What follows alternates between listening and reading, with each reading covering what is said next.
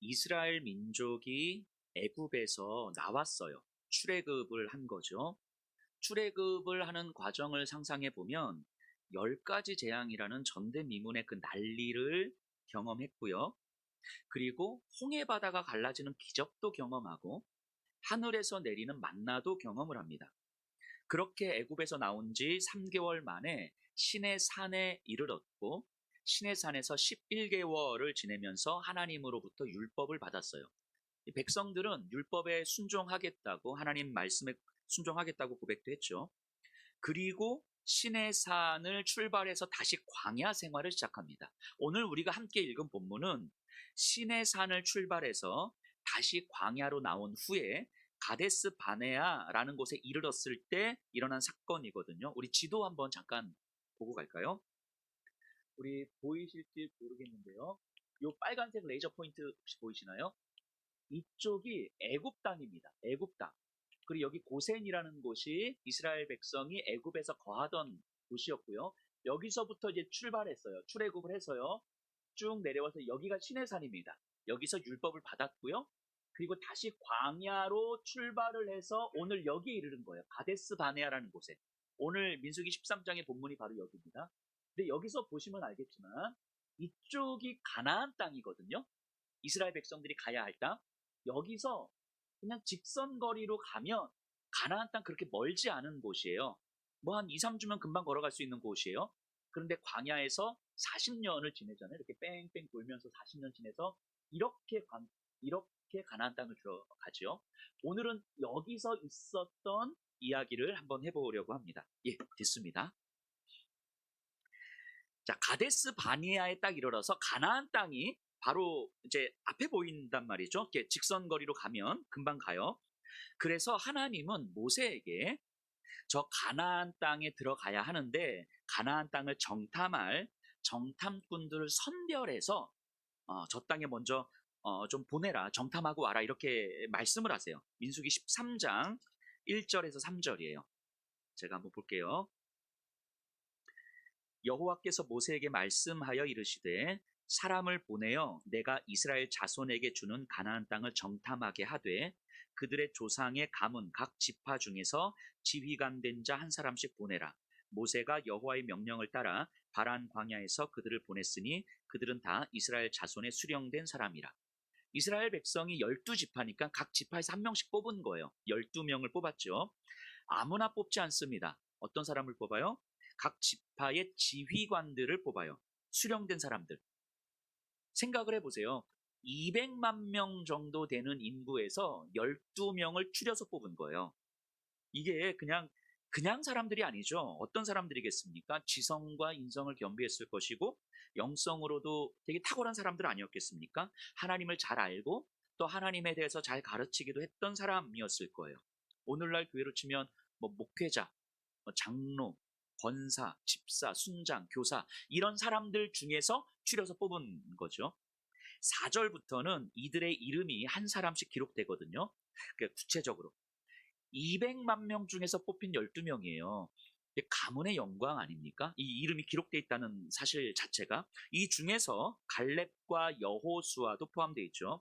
이렇게 선별된 12명이 40일 동안 가나안 땅을 정탐하기 위해서 떠납니다.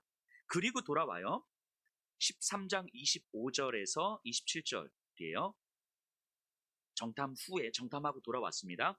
40일 동안 땅을 정탐하기를 마치고 돌아와 바란 광야 가데스에 이르러 모세와 아론과 이스라엘 자손의 온 회중에게 나와 그들에게 보고하고 그 땅의 과일을 보이고 모세에게 말하여 이르되 당신이 우리를 보낸 땅에 간즉 과연 그 땅은 적과 꿀이 흐르는데 이것은 그 땅의 과일이니이다. 12명이 동일하게 이야기를 하는데 그 땅은 좋은 땅 맞습니다. 과실도 풍부하고 물도 많은 땅입니다. 이렇게 보고를 해요. 그런데 그 다음부터 의견이 갈라지기 시작합니다. 30절 갈렙이 모세 앞에서 백성을 조용하게 하고 이르되 우리가 곧 올라가서 그 땅을 취하자 능히 이기리라 하나. 자, 우리 가나안 땅 갑시다. 그 땅 차지합시다. 이렇게 이야기해요. 갈렙과 여호수아 이 두 사람이 이제 같은 입장이고요. 그런데 나머지 10명이 뭐라고 이야기하냐면 31절이에요. 그와 함께 올라갔던 사람들은 이르되 우리는 능히 올라가서 그 백성을 치지 못하리라. 그들은 우리보다 강하니라 하고, 그 땅이 좋은 땅인 건 분명한데 저 땅에 사는 사람들은 강한 전사들이고 우리는 절대로 그들을 이기지 못합니다. 싸우면 100%질 수밖에 없어요. 뭐 이렇게 이야기를 하는 거예요. 저 가나안 땅에 아낙 자손이라고 있는데 굉장히 장대한 큰 전사들이지요. 여기서 10명과 2명으로 의견이 갈라져요. 그런데 여기서 끝나지 않고요. 10명을 중심으로 그 땅에 대한 악평이 쏟아지기 시작해요.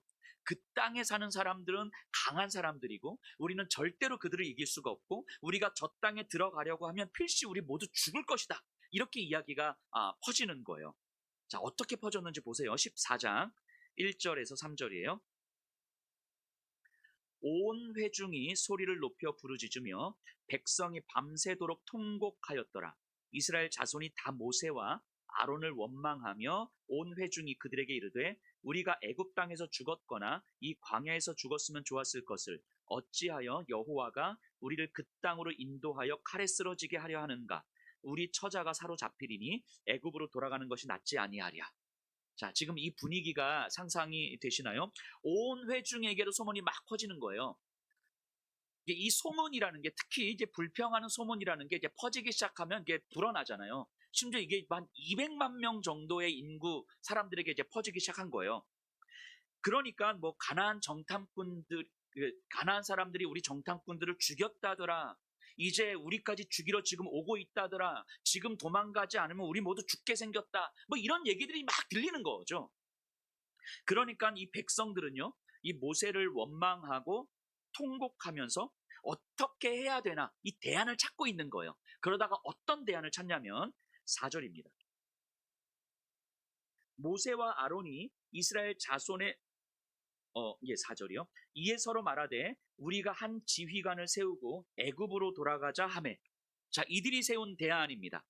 모세와 아론은 우리가 믿을 수가 없으니 다른 지도자를 세워서 애굽으로 돌아가자. 거기로 가면 그래도 우리는 목숨은 부지할 수 있으니. 자, 이런 분위기가 지금 상상이 되십니까? 요 현장의 분위기가. 그러자 갈렙과 여호수아가 딱 일어나요. 딱 일어나서 이게 외칩니다. 14장 6절에서 9절이에요. 그 땅을 정탐한 자 중 눈의 아들 여호수아와 여분네의 아들 갈렙이 자기들의 옷을 찢고 이스라엘 자손의 온 회중에게 말하여 이르되 우리가 두루 다니며 정탐한 땅은 심히 아름다운 땅이라 여호와께서 우리를 기뻐하시면 우리를 그 땅으로 인도하여 들이시고 그 땅을 우리에게 주시리라. 이는 과연 젖과 꿀이 흐르는 땅이니라. 다만 여호와를 거역하지는 말라. 또 그 땅 백성을 두려워하지 말라. 그들은 우리의 먹이라. 그들의 보호자는 그들에게서 떠났고 여호와는 우리와 함께 하시느니라. 그들을 두려워하지 말라 하나. 여호수아와 갈렙이 일어나서 우리 그 땅 들어갈 수 있다. 두려워하지 말아라. 하나님이 우리와 함께 하신다. 이야기를 했더니 다른 백성들의 반응이 이랬어요. 10절입니다. 온 회중이 그들을 돌로 치려 하는데 그때 여호와의 영광이 회막에서 이스라엘 모든 자손에게 나타나시니라. 백성들의 반응이 어땠습니까? 여호수아와 갈렙을 돌로 치려 했다는 거예요. 왜 그랬을까요? 여호수아와 갈렙은 우리를 잘못된 길로 이끄는 사람들이니까. 우리를 죽음의 길로 이끄는 사람들이니까. 전혀 승산이 없는 싸움으로 우리를 이끄는 거예요. 마치 그냥 다윗과 골리앗의 싸움 같은 느낌으로 이들은 보고 있는 거예요. 우리는 성경을 알고 있기 때문에 그래도 다윗이 골리앗을 이겼잖아요 라고 말할 수 있지만 사실 그 현장에서 다윗과 골리앗의 싸움은 완전히 승산 없는 싸움인 거죠. 이게 지금 이들의 모습인 거예요. 이 장면을 우리 좀 잘 생각해 보셔야 돼요. 지금 이 상황에서 10명과 2명 누가 옳은 이야기를 하고 있습니까? 누구의 이야기가 맞는 이야기예요? 그런 건 없어요. 여기서 그런 건 없는 거예요. 우리는 결론을 알고 있기 때문에 너무 쉽게 저 믿음 없는 사람들 왜 그렇게 하나님을 못 믿지? 하나님을 그렇게 경험했으면서도 이렇게 생각하기가 쉽지만 여기서 갈렙과 여호수아는 맞고 나머지 10명은 틀렸어. 이렇게 간단하게 결론을 내버리면 성경이 우리에게 말씀하시려는 메시지를 놓치기가 쉬워요. 이들은요 똑같은 상황을 보고 똑같은 경험을 하고 있지만 전혀 다른 판단을 하고 있잖아요. 그러면 여기서 누구의 말이 맞는 이야기인가? 에 대한 질문이 아니라 이 10명과 2명의 차이는 무엇인가? 이 10명과 2명은 왜 이렇게 다른 판단을 하고 있는가? 이 질문을 우리는 먼저 던져봐야 돼요. 먼저 10명을 한번 생각해 볼까요? 이 10명의 판단의 근거는 무엇입니까? 현실이죠. 눈앞에 펼쳐진 현실. 가나안 땅이 좋은 땅인 건 분명한데, 그런데 거기는 거대한 전사들이 살아요. 저 땅에 들어가려면 저들과 싸워야 하는데 완전히 승산 없는 싸움이지요. 유치원 아이들과 대학생들이 달리기 시작하는 거하고 똑같은 거니까. 조금의 가능성이라도 있으면 생각해 볼 만하겠지만 조금의 가능성도 없는 거예요. 지금은. 그렇다고 이스라엘 백성들이 뭐 군사훈련을 받은 사람들이 아니잖아요. 그저 오합지졸들이 모여 있는 건데 조금의 가능성도 없어요. 그러니까 지금 우리의 상황에서는 가나안 땅에 들어가는 건 불가능한 일입니다. 근데 여기까지 인정이 되면 이제부터 문제는 되게 커지는 거예요. 왜 그러냐면 이들이 지금 애굽에서 그 난리를 치고 나왔잖아요. 지금 광야 생활을 하고 있잖아요. 고생을 하고 있잖아요. 이들이 애굽에서 나온 이유가 뭐예요? 가나안 땅 들어가기 위함이잖아요. 여기 들어가려고 애굽에서 나온 거거든요. 근데 여기를 못 들어간대. 그럼 어떻게 됩니까? 애굽에서 나와야 될 이유가 없었던 거예요. 이 광야에서 이렇게 생 고생해야 될 이유가 없는 거예요. 이게 지금 이들의 상황이죠. 그러니까 가나안 땅에 못 들어간다는 건 이제까지 해왔던 그 생 난리를 치고 그 어려움을 겪고 뭐 했던 이 모든 시간들이 다 의미 없어지는 거예요. 아무 의미 없어지는 거예요. 다 허무해지는 거예요. 이게 지금 이들이 처한 상황인 거예요. 이 앞에서 가나안 땅에 못 들어간다는 사실이. 그러니까 이들은 너무 허무해지고 이 모든 원망이 이제 누구에게로 갑니까? 모세에게로 가는 거죠. 그래서 모세와 아론에게 그 책임을 돌리고, 그러니까 모세와 아론이 이제는 믿을 수가 없고 다른 지도자를 세워서 애굽으로 돌아가서 바로 왕 앞에 사죄하고 우리를 다시 받아달라고 간청하는 것, 이게 유일한 살 길인 거예요. 여러분, 이들의 판단이 틀렸습니까? 틀리지 않았어요. 이들은 굉장히 현실적인 판단을 하고 있는 거예요. 굉장히 합리적이고 효율적인 판단을 하고 있는 거예요. 자, 그럼 반면에 갈렙과 여호수아를 생각해 보세요. 똑같은 상황을 보면서도 이들은 왜 다른 판단을 했을까요? 갈렙과 여호수아도 아낙 자손이 두려웠을 거거든요. 이들이라고 두렵지 않았을 텐데, 이들의 판단을 헤아리려면 이스라엘의 긴 역사를 한번 좀 거슬러 봐야 되는데요. 이스라엘 민족이 지금 광야에서 가나안 땅에 들어가는 건 하나님이 모세에게, 그리고 지금 이스라엘 백성들에게 갑자기 주신 말씀이 아니었거든요. 500여 년 전에 하나님이 아브라함에게 약속하신 거였어요. 하나님이 아브라함에게 하나님의 나라를 약속하셨거든요. 나라 하면 나라의 3요소가 있잖아요. 흔히 뭐가 있습니까? 사회 시간에 배우시죠. 주권, 국민, 영토. 그렇죠. 주권과 백성과 땅이 있어야 돼요. 하나님 나라의 주권은 당연히 누구에게 있습니까? 하나님께 있는 거죠. 그래서 하나님은 아브라함한테 뭘 약속하신 거예요? 백성과 땅을 약속하셨죠. 이 두 가지를 약속하셨잖아요. 그런데 아브라함 때에는 한 나라를 이룰 만한 백성이 준비되지 않았거든요. 인원이 얼마 있지 않아서. 그래서 아브라함의 손자인 야곱이요. 애굽 땅에 정착해서 400여 년의 시간을 보내죠. 그러면서 200만 명이라는 인구가 형성이 돼요. 한 나라를 이룰 만한 인구가 만들어집니다. 자, 백성이 준비됐어요. 주권은 하나님께 있고요. 백성이 준비됐네요. 이제 뭐가 남았어요?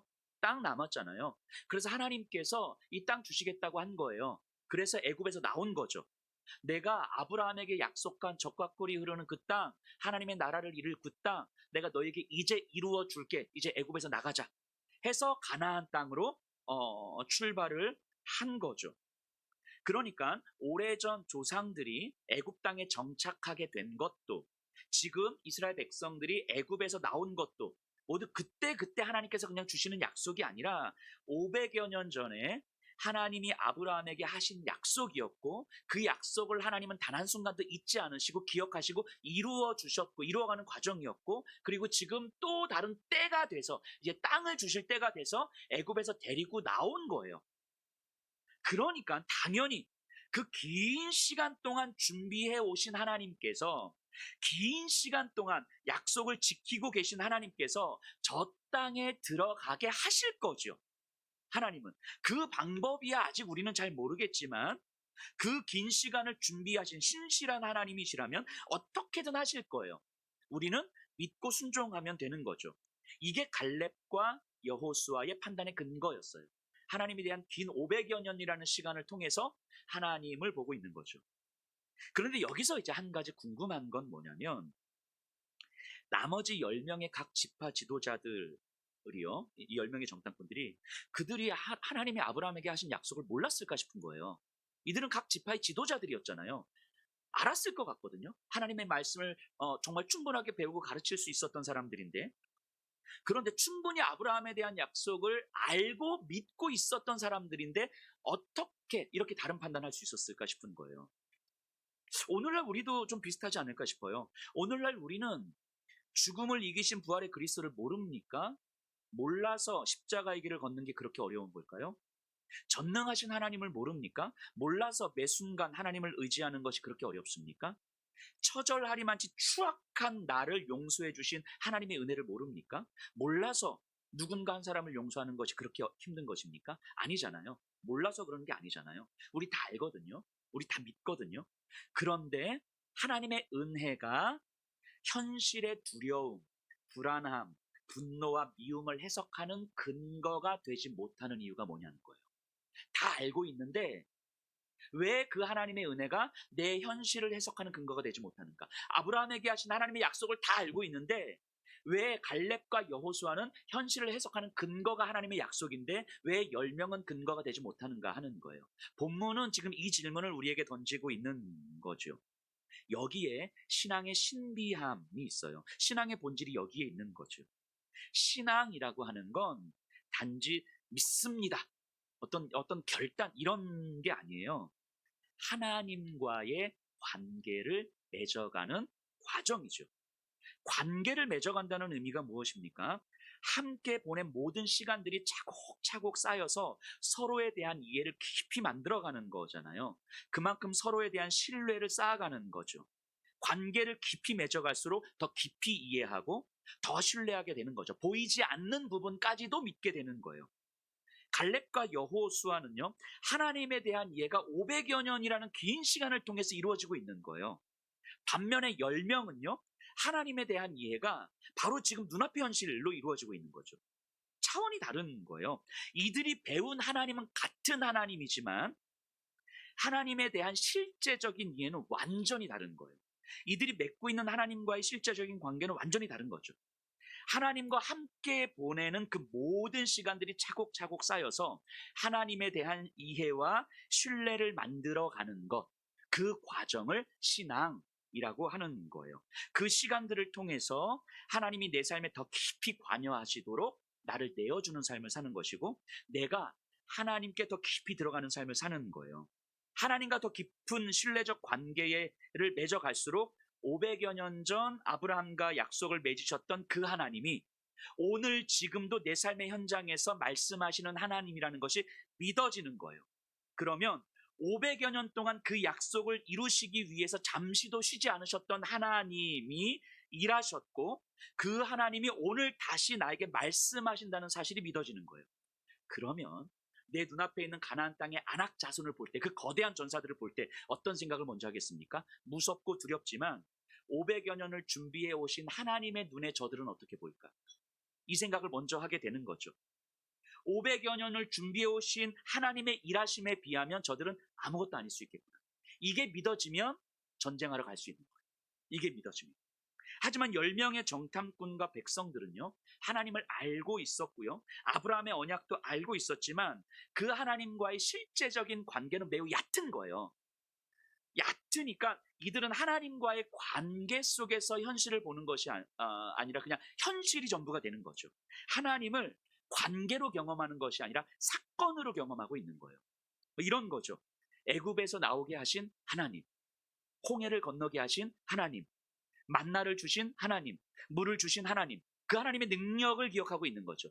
애굽에서 나오게 하신 하나님이 어떤 하나님이신지, 홍해를 건너게 하신 하나님과 내가 어떤 관계에 있는지가 아니라 홍해를 건너게 하신 하나님, 만나를 주신 하나님, 마치 우리에게 용돈 주시는 할아버지, 간식 주신 할아버지, 할아버지를 사건으로 기억하고 있는 거죠. 할아버지와의 관계를 맺어가는 것이 아니라 하나님과의 깊은 관계가 없으니 가나안 땅의 아낙 자손을 볼 때도 지금 이 상황이 하나님 눈에는 어떻게 보이지? 이 생각이 없는 거예요. 지금 이 상황이 내 눈에는 어떻게 보이는가에 집중하기에 자기 나름의 현실적이고 합리적인 판단을 하고 있는 거죠. 그러니까 이들은 틀리지 않는 거예요. 이들에게 있어서는 굉장히 정확한 판단을 하고 있는 거예요. 단지 뭐가 없는 거예요? 하나님과의 깊은 신뢰적 관계가 없는 거죠. 하나님과의 신뢰적 관계가 없기 때문에 이들의 판단은 당연한 거예요. 여러분, 이 차이가 보이십니까? 이 2명과 10명의 차이가 보이십니까? 정확한 비유인지는 모르겠지만 사람과의 관계도 비슷하죠. 사람에 대한 판단은요, 그 판단이 옳으냐 그르냐 맞느냐 틀리냐의 문제가 아니에요. 그 사람과 신뢰적 관계가 있느냐 없느냐의 차이인 거죠. 뭐 예를 들면 뭐 이런 거 아닐까요? 제가 아프면 저와 신뢰적 관계를 맺고 있는 사람들은 걱정부터 하는 거예요. 아유, 목사님 얼마나 많이 아프시지? 그런데 신뢰가 없는 사람은 눈에 보이는 현상만 보면서 판단하는 거죠. 정말 아픈 거 맞아? 뭐 할 거 다 하시는 것 같은데? 뭐 이런 거죠. 똑같은 상황을 보면서도 판단이 달라요. 자, 그럼 무엇이 맞는 판단입니까? 그런 거 없어요. 다 맞는 판단, 다 맞는 판단이에요. 맞고 틀리고는 없는 거예요. 단지 저와 신뢰적 관계가 있느냐 없느냐의 차이일 뿐인 거죠. 신뢰적 관계는요, 어느 한순간에 만들어지지 않잖아요. 오랜 시간 부딪히기도 하고 티격태격하기도 하고 서로를 보듬어 주기도 하면서 쌓여가는 거죠. 그렇게 지나온 모든 시간들이 쌓여서 저와의 관계가 만들어지는 거예요. 그래서 여목사를 볼 때 지금 이 모습이 아니라 저와 지냈던 그 긴 시간 속에서 저를 보는 거예요. 이게 신뢰죠. 그럼 이제까지 보았던 여목사님은 그 꾀병을 부린 적도 없고 아파도 안 아프다고 하셨던 분인데 저렇게 아픈 거 보면 진짜 아프겠구나. 이게 그냥 보이지 않아도 신뢰가 되는 거죠. 하지만 신뢰가 없으면 그런 신뢰적 관계가 형성되지 않으면 보이는 모습으로만 판단하게 된다는 거예요.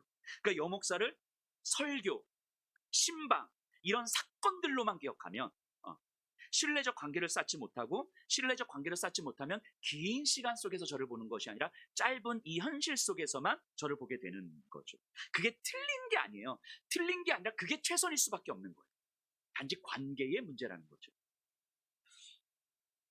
가나안 땅을 정탐한 사람들의 차이가 바로 여기에 있는 거예요. 10명과 2명의 차이가 맞고 틀리고로 접근하면 이건 답을 못 찾아요. 맞고 틀리고의 문제가 아니라 하나님과 어떤 실제적 관계를 맺고 있느냐, 그 차이에서 비롯된 거죠. 그런데 이것이 바로 신앙의 본질이라는 거예요. 우리의 신앙. 오늘날 우리도 마찬가지인 거예요. 예수님께서 우리를 위해서 십자가에서 죽으셨습니다. 이거 다 알죠. 다 믿거든요. 그런데 십자가에서 죽으셨다는 사건을 기억하는 것만으로는 우리는 10명의 정탐꾼과 별반 다르지 않은 거예요. 여러분 한번 잘 생각해 보세요. 이 세상에서 가장 안전하고도 가장 아름다운 관계는 누구와 누구의 관계입니까? 성부 하나님과 성자 하나님의 관계인 거죠. 하나님과 예수님의 관계잖아요. 가장 저주스러운 십자가에 있었음에도 성부와 성자의 관계는 전혀 흔들리지 않았어요. 어떤 상황, 어떤 환경, 어떤 권세로도 성부와 성자의 관계는 절대 흔들리지 않습니다. 가장 안전한 관계예요. 그리고 가장 아름다운 관계인 거죠. 예수님께서 우리를 위해서 십자가에서 죽으심으로 죄의 뿌리를 제거해 주셨잖아요. 그러면서 뭘 회복시켜 주신 거예요? 하나님과 예수님의 관계를 우리에게도 회복해 주신 거예요.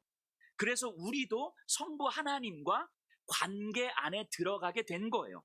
예수님의 죽으심은 예수님 안에서 하나님과의 관계를 누리도록 허락하신 은혜인 거죠. 우리가 아무리 추악하고 아무리 연약하고 아무리 더러워도 하나님과의 관계는 결코 흔들리지 않는다는 것을 알려주시는 거예요. 하나님이 여러분들을 자녀 삼아 주셨다는 것은, 여러분들이 하나님을 아버지로 고백한다는 것은, 여러분들이 경험하는 인생의 그 어떤 경험, 그 어떤 이 마음, 그 어떤 절망도 하나님과의 관계는 절대 흔들리지 않는다라는 사실을 알려주시는 거예요. 그 안전하고도 아름다운 관계.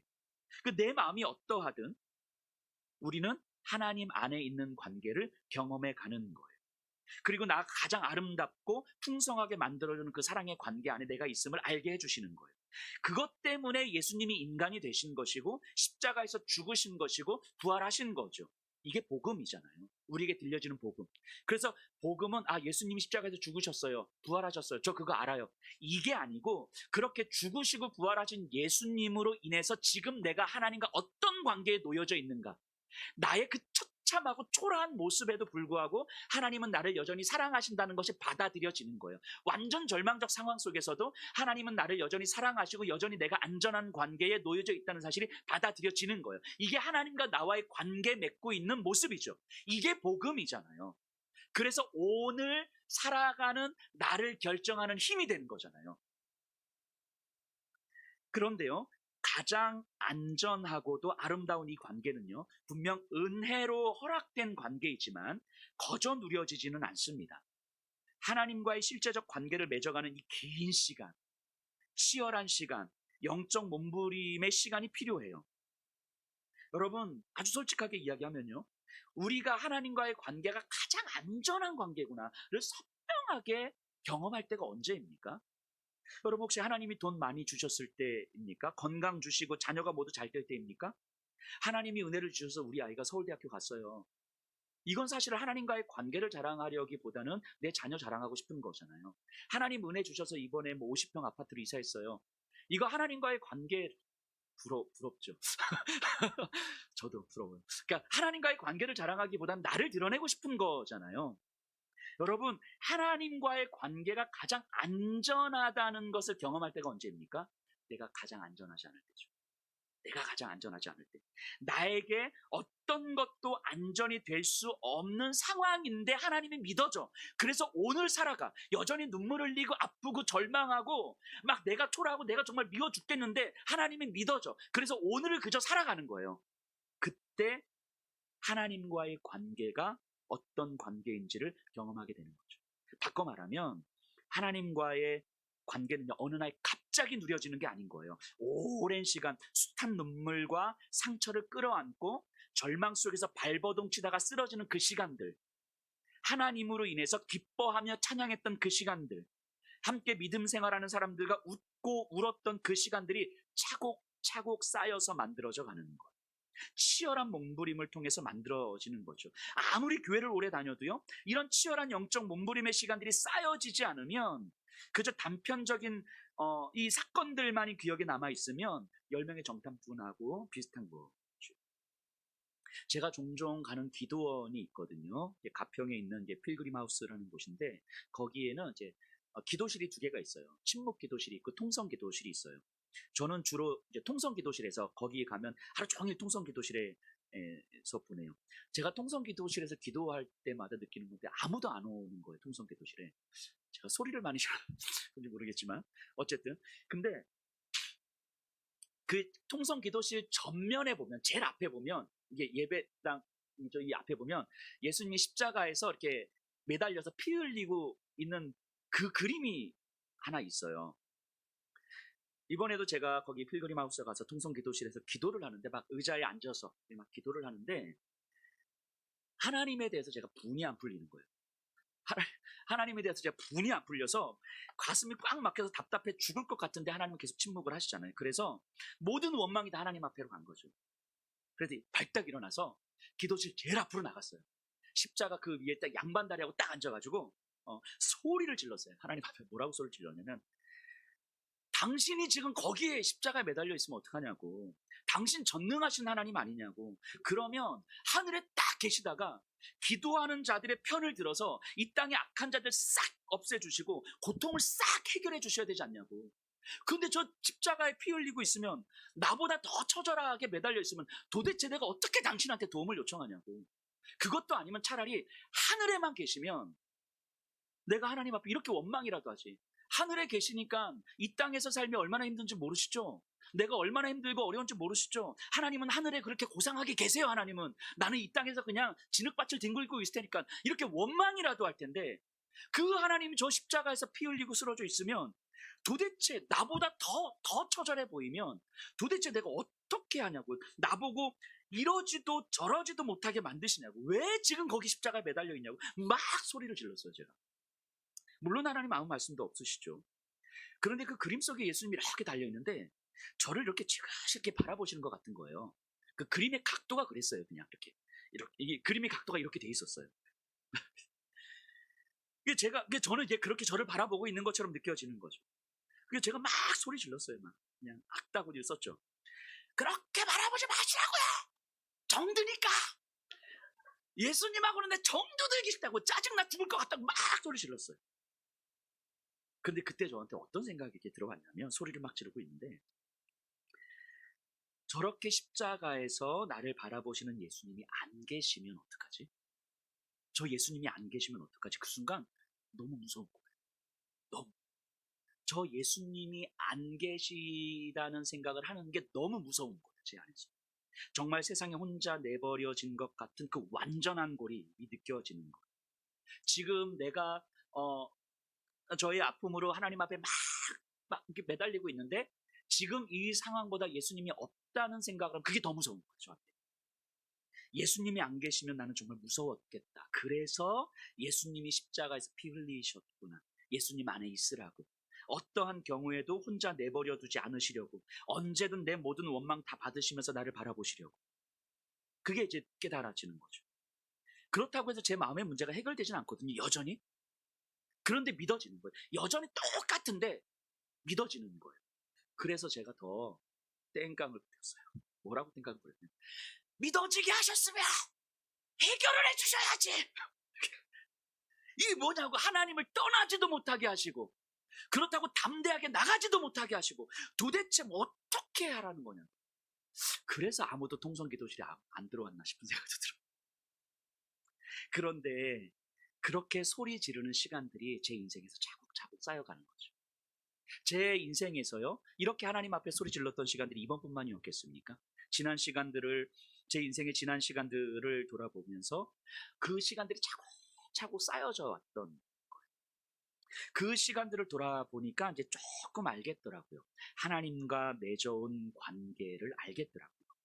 하나님은 제 인생에서 단 한순간도 저를 지키시는 일을 쉰 적이 없으셨던 거죠. 매 순간 저를 실망시키셨거든요, 하나님은.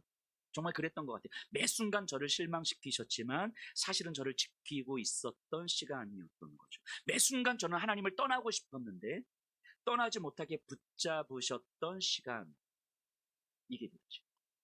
하나님과의 관계 속에서 돌아보니까. 아니, 제 인생을 넘어서 예수님 십자가에 죽으시고 부활하신 그 2000년이라는 시간 동안 하나님은 단 한순간도 이 땅의 교회를, 이 땅의 그리스도인들을 그냥 내버려 두신 적이 없으셨어요. 2000년을 신실하게 일해 오신 하나님께서 지금 내 인생에 개입하셔서 나와 관계를 맺고 계시다는 것이 믿어지는 거예요. 그러니까 지금 내 상황은 2000년을 일해 오신 그 하나님의 시간 속에서 보게 되는 거죠. 2000년의 긴 시간, 아니 짧은 제 50여 년의 시간 속에서 경험된 하나님을 믿을 때, 지금 나에게 경험되는 이 불안하고 두려운 상황을, 그 시간을 일해 오신 하나님은 어떻게 바라보실까? 이게 조금 믿어지는 거예요. 여전히 불안하거든요. 여전히 힘겨움이 있거든요. 그런데 이제 조금 알겠는 거야. 아, 이 불안이 나를 결정하지는 않겠다. 이 아픔이 나를 결정하지는 않겠다. 하나님과 맺어온 관계 속에서 하나님이 어떤 분이신지 이제 조금 아니까요. 두려움과 분노가 여전히 사라지지 않습니다. 하지만 그것들이 나를 결정할 수 없다는 것을 이제 조금 알게 되는 거예요. 나와 관계 맺고 계시는 하나님이 믿어지니까. 나와 관계 맺으시며 나를 사랑하시며 나를 부르신 하나님이 믿어지니까 내 인생과 내 상황을 결정하는 힘이 상황과 내 마음에 있지 않다는 사실을 이제 조금 아니까. 이것이 가데스 바네아에서 여호수아와 갈렙의 모습이지요. 아낙 자손이 두렵지만 두려움이 결정하지 않는 한 걸음을 내딛는 거예요. 500여 년의 시간을 통해서 일하신 하나님과의 관계 속에서 지금 상황을 보게 되니까 저와 여러분들이 믿고 고백하는 복음이 바로 이거죠. 이게 복음이죠. 여러분과 가장 안전하고도 아름다운 관계를 맺으시는 하나님을 믿는 것, 그 관계를 누리길 원하시는 하나님을 믿는 것. 그래서 여러분들의 그 모든 인생의 순간에 하나님은 개입하시는 거예요. 여러분들의 모든 시간 속에서 하나님은 개입하시는 거예요. 여러분들을 흔들고 계시는 거예요. 여러분들로 하여금 치열하게 몸부림칠 수밖에 없게끔, 하나님을 붙들지 않을 수 없게끔, 하나님이 안 믿어지는 상황이 가장 두려울 수밖에 없다는 사실을 알게끔 여러분들의 시간 속에 개입해 오셔서 흔드시는 거예요. 관계 맺자고, 사랑한다고, 사랑하라고. 그 시간들이 여러분의 인생에 차곡차곡 쌓여가는 거예요. 그러면 여러분들의 인생에요, 하나님을 경험한 사건이 남는 게 아니라 하나님과의 관계가 남아요. 관계의 흔적들로 여러분들의 인생이 설명이 되는 거죠. 그러니까 지금 우리가 하고 있는 모든 생각, 판단, 행동은 하나님과의 관계의 정도를 보여주는 거예요. 10명의 정탐꾼이 틀린 게 아니라 하나님과의 관계의 정도에서 최선을 다하고 있는 것처럼 하나님과의 관계의 정도를 보여주는 거죠. 그러니까 여러분들의 판단과 행동도 그 자체로 옳으냐 그르냐를 따질 수가 없어요. 단지 지금 나의 판단과 행동을 보면서 지금 나는 하나님과 어떤 관계를 맺고 있는지를 점검해 보셔야 되는 거예요. 그리고 하나님과의 관계는 치열한 영적 몸부림이 없으면 절대로 맺을 수 없다는 사실을 아셔야 돼요.